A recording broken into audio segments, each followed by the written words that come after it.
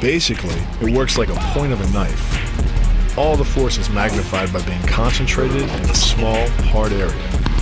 Even if the elbow doesn't deliver a knockout, it will almost always leave a nasty cut and often end the fight. It's not the arms, but the legs that drive our fists.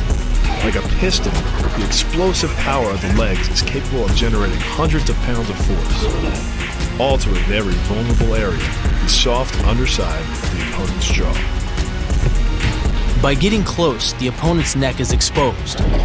But because of the close range, the hand doesn't generate a huge amount of force. It's enough to stun, but probably not enough to cause severe injury.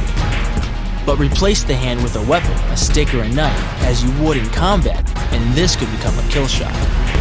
The block works by taking the opponent's blow at an angle, which deflects the energy of the blow away from the vulnerable torso. The harder you block, the further his blow will be deflected, and the more open he'll be to a counter-strike. But the key is rotating your fist 180 degrees right before it strikes the intended target.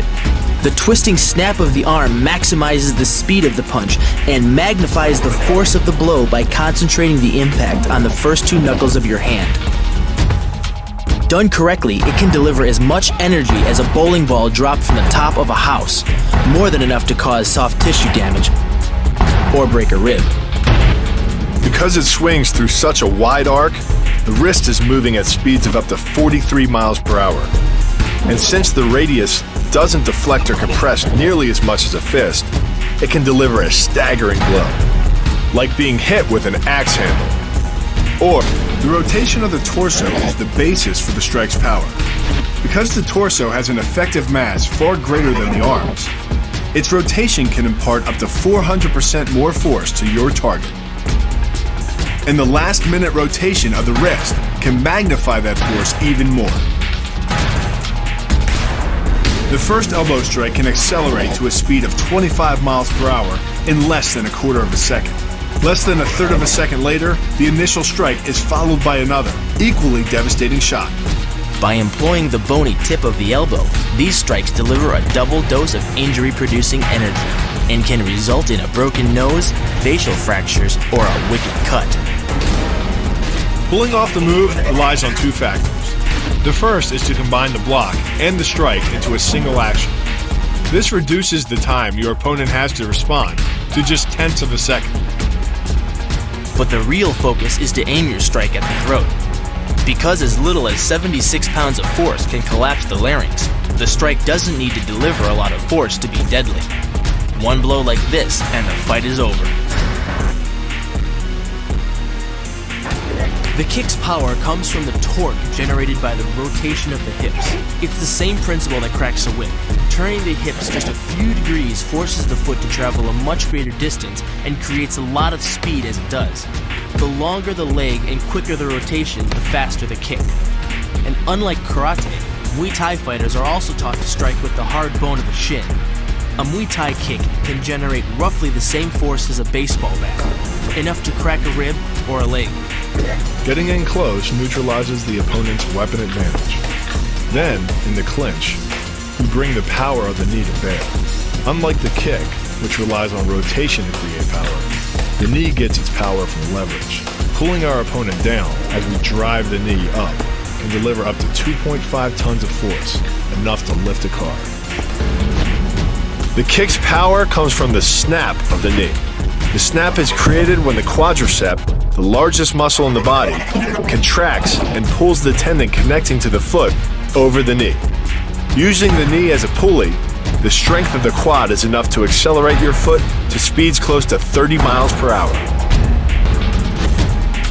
Because the area of impact is focused on a small part of the foot, it magnifies the force of the blow, making it capable of dropping 1,000 pounds of force on your head. It's like getting whacked in the head with a Louisville Slugger. This roundhouse kick is designed for maximum impact. With the powerful muscles of the thigh yanking the tendon over the knee, the foot accelerates from 0 to 21 miles per hour in just 1/3 of a second. Combine that with the reinforced shoe, and this kick can drive the nose bone back up into the brain. In this move, the forward propulsion of the hips, combined with the piston motion of the lower leg, can send well over 700 pounds of force directly through the rigid bone of the heel. This impact won't just knock an opponent down. The force is enough to permanently damage his kneecap. Unlike most kicks that land with the side, ball, or top of the foot, the gastrezin uses the heel to deliver the blow.